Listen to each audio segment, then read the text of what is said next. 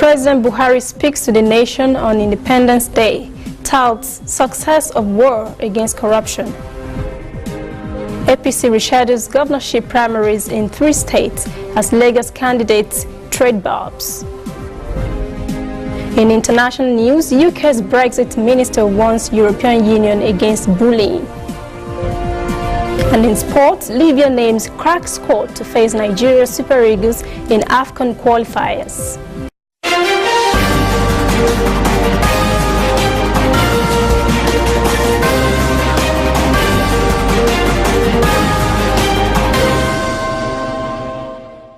This is ANN News. I am Lucy Adeyemi. It's October the 1st, so it must be Independence Day in Nigeria. Today marks 58 years since the country secured its freedom from Great Britain. Today, the nation celebrates with the public holidays, speeches, picnics and cookouts. President Muhammadu Buhari woke up the nation with a speech in which he touted the achievement over the independent life of the country and his administration's achievements. The president says his administration has made such progress in the fight against corruption. He said shady oil deals and looting billions of naira from the country have been tamed. He also said the federal government has recorded progress in recovering stolen funds and assets. Hello Nigerians. Today is a day of celebration and solemn reflection.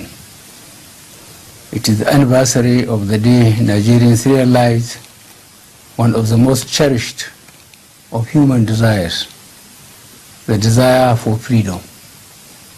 We therefore give thanks to and remember our founding fathers who labored so hard and sacrificed so much to build and bequeath to us this wonderful nation.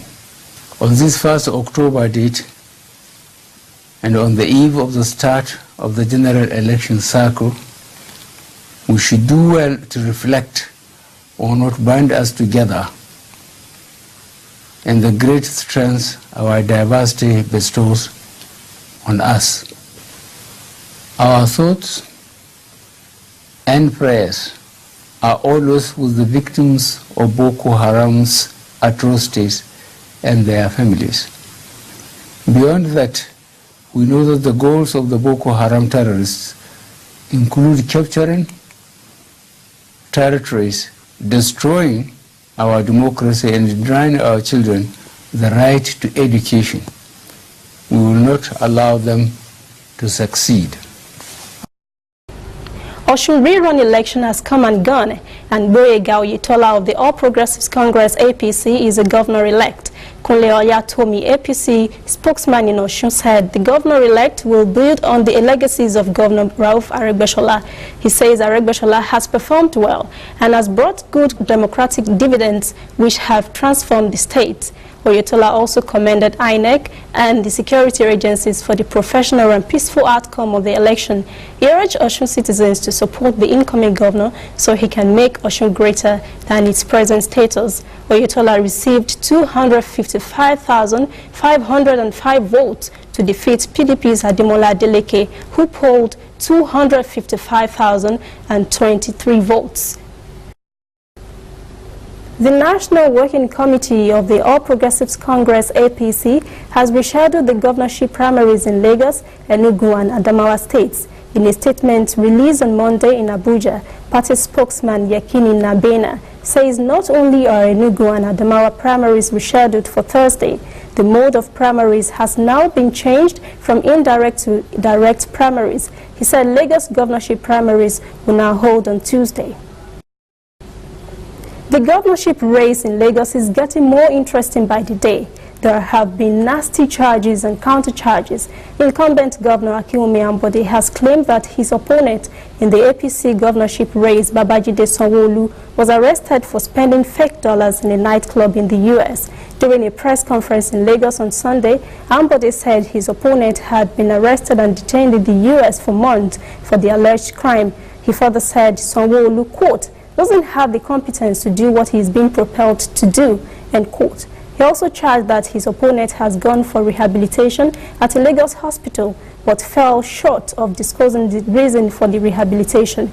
He then pleaded with the party leadership to reconsider its stance on the race. In a swift response, Lagos governorship aspirant Babajide Sanwo-Olu described Ambode's allegations as unfortunate. He expressed his deep respect and admiration for Lagos citizens and that he would never do anything that would soil or undermine the office of the governor. So he said he will refrain from personal attacks against the holder of that office.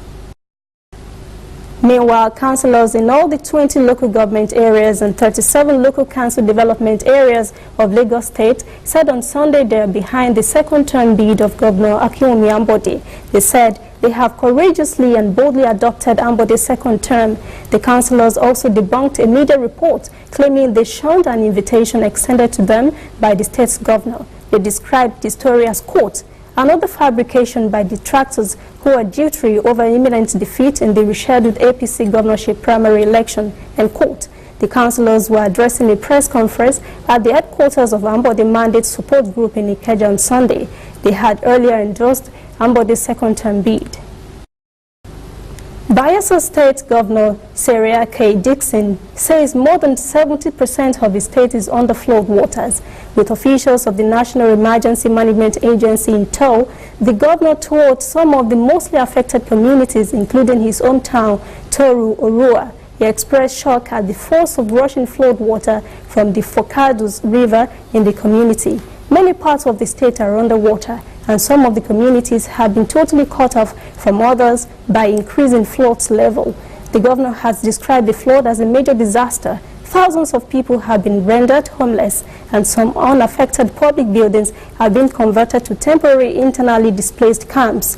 The governor has called for urgent support from the federal government to meet the humanitarian challenges posed by the disaster.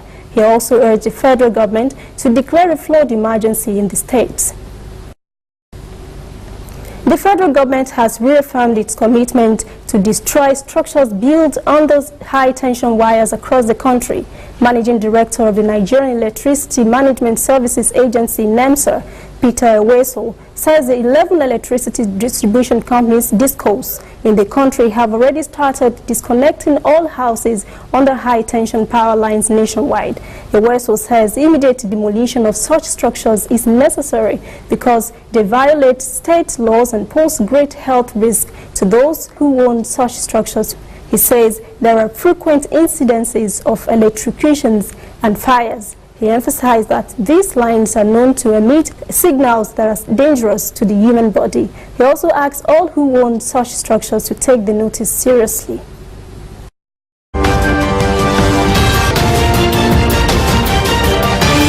You are watching ANN.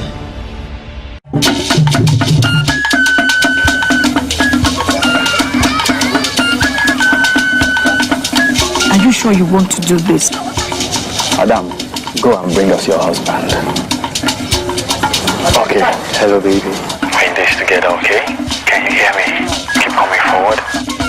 Wait, stop. You okay, lean to your right. Keep walking down, keep walking to the left. Yes. You're almost here. Keep going. You are here. Wow, you did it. I'm just so glad I didn't have to use my cane to do this. And I am so glad no other man got you before me. Let me be your eyes. We will never stop working to give you a network you can rely on so you can enjoy life's special moments. MTN, everywhere you go. I am Lucy Adeyemi. I am Rotimi Akitunde.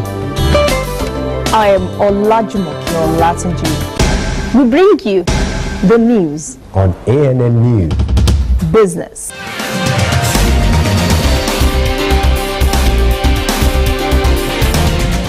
politics,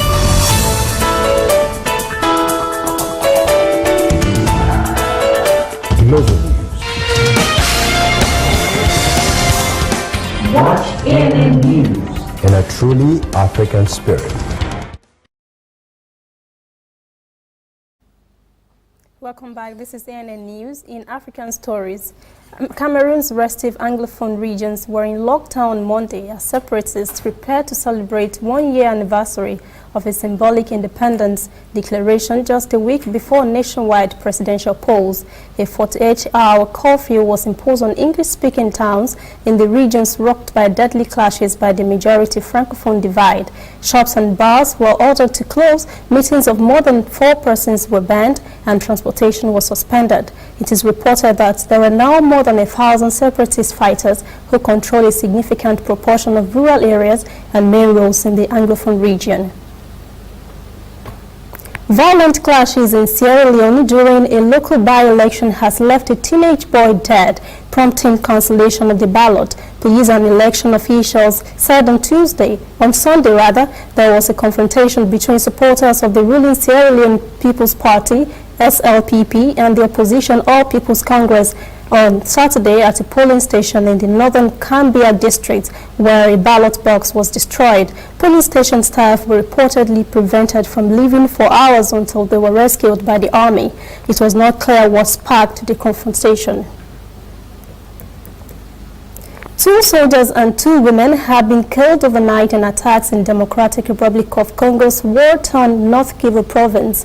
Local military spokesperson says Rwandan Hutu rebels attacked an army position at Mutabo on Saturday, killing the Congolese soldiers. A militia rooted in Uganda Islamism Allied Democratic Forces ADF was blamed for a raid on Mukoko village where 2 women died and many were taken hostage. 14 civilians and 4 soldiers had died during a raid by the same group in the center of Beni last week. The RC Army says a coalition of foreigners from neighboring countries are behind the repeated raids in the country and has vowed to wipe them out. Ghana's economy is almost a quarter bigger than previously estimated after the West African Nations Statistical Agency changed its base for measuring gross domestic product. The country's GDP at current prices measured more than $50 billion last year. Ghana's Statistical Services official Bahar Wadie says that 25% bigger than the previous estimate of 206 billion cedis. The statistical agency changed its base year to 2013 and included new data sources to better reflect the structure of the economy. It remeasured the gross domestic product for every year from 2013 and lowered 2017 output growth by 0.4 of a percentage point to 8.1%. Nigeria, Kenya, and Tanzania revised their GDP data in 2014, resulting in up to 3-quarter increases in the sizes of those economies. Senegal's remeasurement this year showed the economy was almost 1/3 bigger.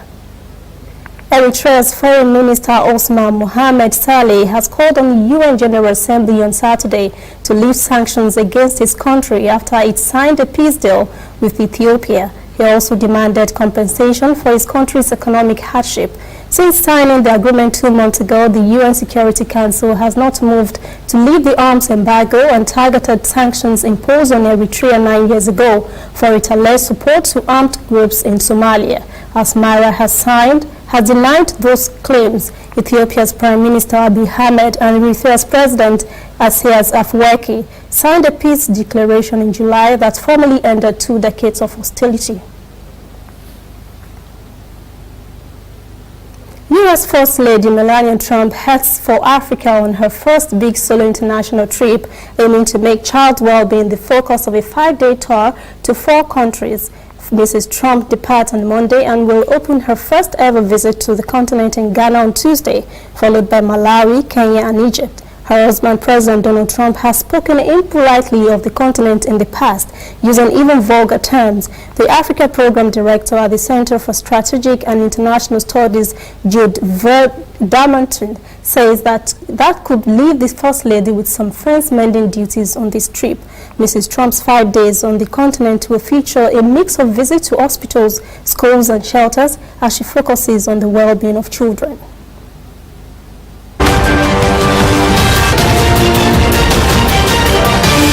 You are watching ANN. If you know it go internet or follow for Twitter, you know it's not for send or get it for send. Now because you the use Palasa. See me see wahala. My brother, go get smart money. Drop that balance and phone. Phone when no go for your honey. Drop that balance and phone. Phone when no fit take selfie. Drop that balance and phone. No be correct money. Drop that balance and phone. Upgrade to a smartphone today and get double data for 6 months on any MTN data bundle you buy. Simply purchase a smartphone from any store anywhere in Nigeria or bring your current smartphone from any network. Insert your MTN SIM card to start enjoying your double data bonus. Offer is open to all new and existing MTN subscribers. Join the largest smartphone movement today. Make it up for your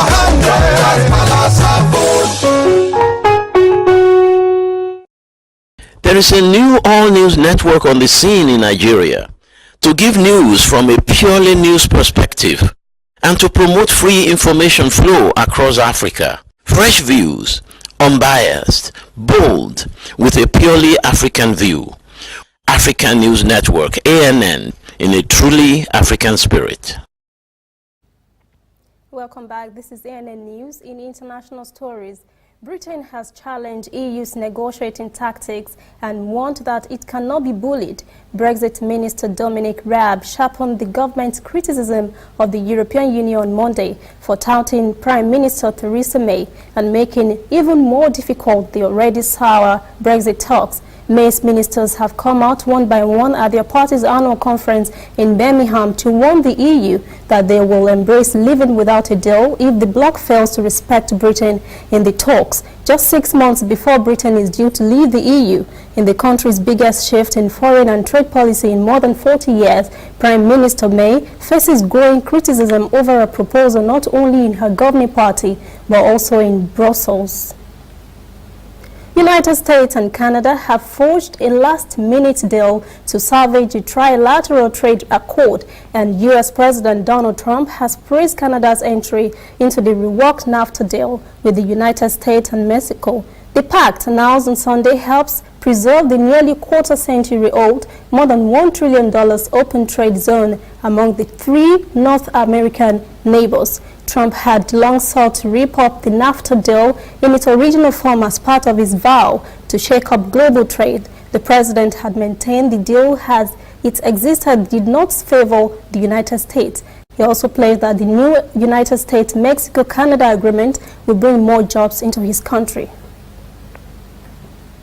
Indonesia is scrambling today to get help into quake-hit Sulawesi Island as survivors flee from their ruined homes. Accounts of devastation are filtering out of remote areas, including the death of 34 children at a Christian camp. The confirmed death toll of more than 800 persons was certain to rise. Rescuers are scrambling to reach devastated outlying communities that were hit on Friday by a 7.5 magnitude earthquake and subsequent tsunami waves that were as high as 6 meters or 20 feet. Dozens of people were reported to be trapped in the rubble of several hotels and a mall in the small city of Palu, 1,500 kilometers northeast of Jakarta. Hundreds more were feared buried in landslides that engulfed villages. Air New Guinea has announced 4 passengers remain hospitalized on Monday after its airliner crashed into a Pacific lagoon in Micronesia on Friday. It says the 4 are in stable condition and will soon be taken to Guam for further treatment. The 4 were among 47 passengers and crew who were evacuated from the sinking Boeing 737 on Friday after a flight from nearby Pohnpei Island crashed into a lagoon about 145 meters to the Chung International Airport runway. The airline revealed on Saturday that one of the passengers hadn't been accounted for, although a search of the airliner's interior by U.S. Navy divers had confirmed he was not inside. The cause of the crash and the exact sequence of events remain unclear. The airline and the U.S. Navy both said the plane landed on the lagoon short of the runway. Some witnesses thought the plane overshot the runway.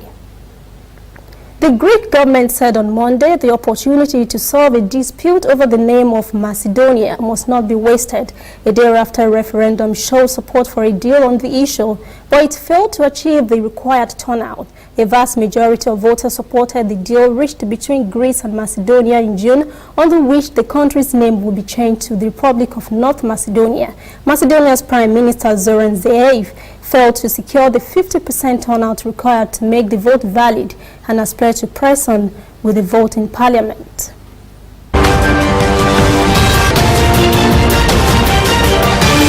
You are watching ANN.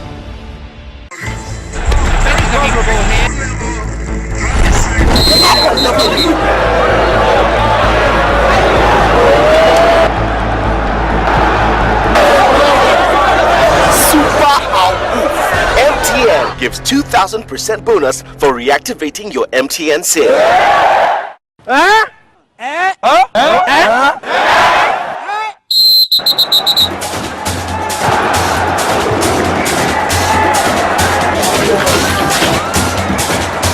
That's right. If you haven't used your MTN SIM for 45 days or more, recharge now and get 2,000% bonus. That's right, 2,000% bonus for your first recharge of every month.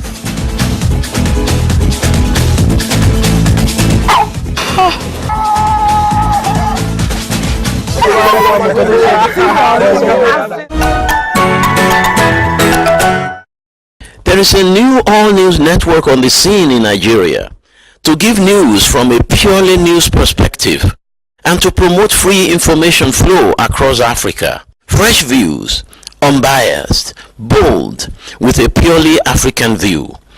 African News Network, ANN, in a truly African spirit. Welcome back. This is ANN News. Well, let's take that sports story again. Libya are putting their elite players on the line for the 2019 Africa Cup of Nations qualifier against Nigeria on Saturday. Coach Adel Amroche has named a 22-man squad for the Super Eagles. Top on the list is Crotone, a star in Italy, Hamad Bellani, who once represented England at the under-17 level.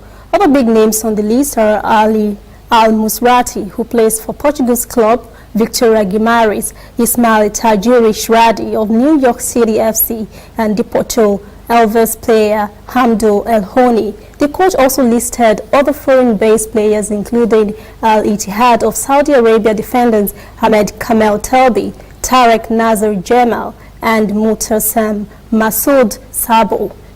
It promised to be an enchanting match. Europe are now Ryder Cup champions again after defeating the United States 17.5 to 10.5. Francesco Molinari secured the winning point as Europe regained the Ryder Cup on a thrilling final day at the Le Golf National. The Italian completed a perfect haul of 5 points with a 4-2 victory over Phil Mickelson as Europe reached the 14.5-point mark. The United States won 3 of the top 5 singles matches on Sunday to close the gap on Europe to just 1 point.